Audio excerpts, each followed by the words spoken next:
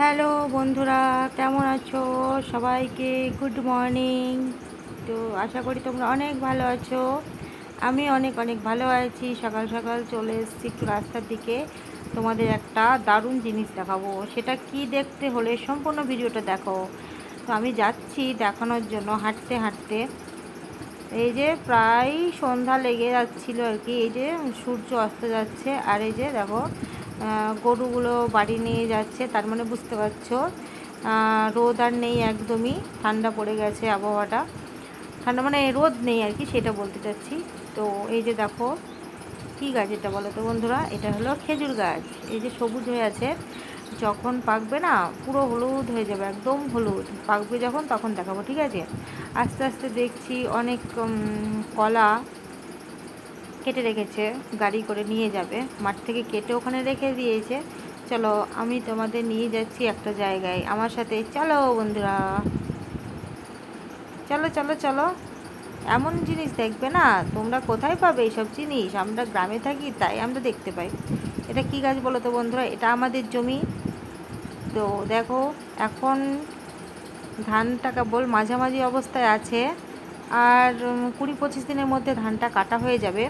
আর যখন ধানটা পুরোপুরি পেকে যাবে না, তখন এই সবুজ পাতাগুলো সব হলুদ হয়ে যাবে। এখানে কোনো সবুজের কোনো অংশ থাকবে না, সবই হলুদ হয়ে যাবে। বুঝতে পারলে বন্ধুরা? এটা হলো আমাদের জমি। দেখো কত সুন্দর লাগছে দেখতে, সারা মাঠ আমাদের এখন না ধান ধান আর ধান, অসম্ভব সুন্দর। এই দেখো এটা হলো মিনিকেট ধান। তোমরা কি ধান গাছ আগে দেখেছো বন্ধুরা? যারা শহরে থাকো তারা তো দেখোনি। আর ওইগুলো হলো গ্যামা গাছ, আমাদের এখানে ওগুলোকে বলে গ্যামা গাছ। ওগুলো গরুতে খায়। ওগুলো মানুষের কোনো কাজ না, মানুষ বাড়িতে নিয়ে গিয়ে কাটাকুটো করে গরুকে খাওয়ায়। ওই যে পটলের ওই ডাল দেখতে পাচ্ছ না, ওটা হলো পটলের ডাল, ওটা হলো কলা বাগান। এই যে দেখো, আর এটাতে কি ছিল কি জানি, আমরা তো অতটা মাঠে আসি না। আমাদের এটা মেজ ভাসুর করে, তো আমাদের আসার সময় হয় না। আজকে তোমাদের সাথে দেখাবো বলে এলাম। আচ্ছা বন্ধুরা, এটা কি বলো তো? এটা কি বন্ধুরা বলো, বলো বলো। যদি কেউ নাম জানো আমাকে কমেন্ট করে বলো, না হলে অন্য একটা ভিডিওতে তোমাদের নামটা বলবো, আর একদিন গাছের কাছে এনে দেখাবো, ঠিক আছে? আমি একটু ছিঁড়ে নিচ্ছি তোমাদের দেখানোর জন্য।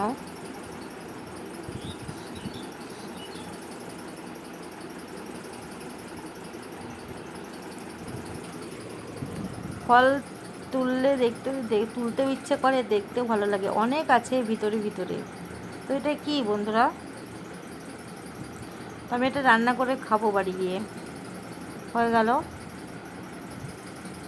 তো এবার আমরা আর একটা জায়গায় যাবো, চলো দেখাচ্ছি।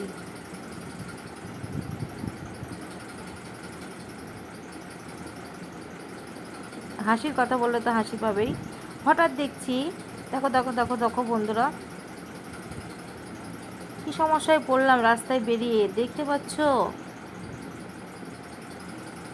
দেখো তোমরা গুনে বলো কটা। আমাদের তো ভয়ে পুরো আমরা ভয় পেয়ে গেছিলাম।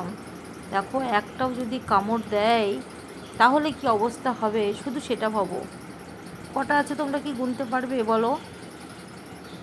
এতগুলো একসাথে খুব কমই আসে বন্ধুরা।